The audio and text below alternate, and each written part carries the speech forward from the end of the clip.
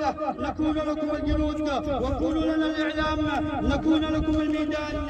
الأمل بالله ثم بكم يا أبناء العز ويا شيوخ الفداء ويا عمالقة البناء والتنمية والإنسانية والبذل والعطاء. نثق بالله سبحانه وتعالى ثم بقدراتكم يا أبناء العدلي، إنكم أهل للخير وأهل للتلبية النكا في التنموي الخيري الإنساني القبلي الشامل في عزلتنا ومجتمعاتنا. لكم الفخر والانتماء وشكرا والسلام عليكم ورحمة الله وبركاته. أخوكم سليم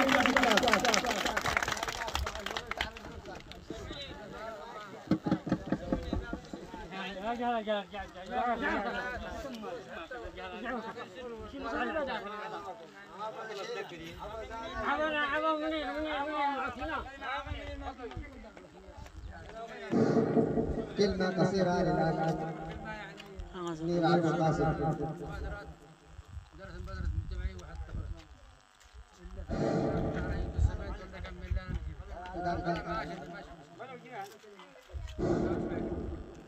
طبعا ما شاء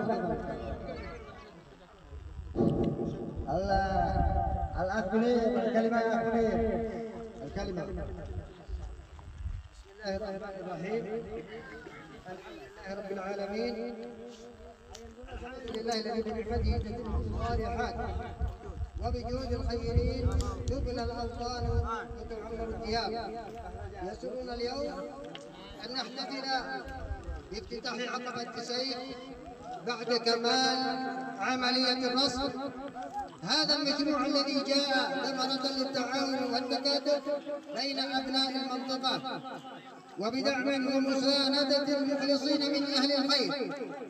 وبهذه المناسبة نتوجه بخالص الشكر والتقدير لوحدة التدخلات المجتمعية وكذلك من ساهم وساند وقدم دعما أو جهدا في سبيل إنجاز هذا العمل المبارك. ونخص بالذكر الداعمين للمشروع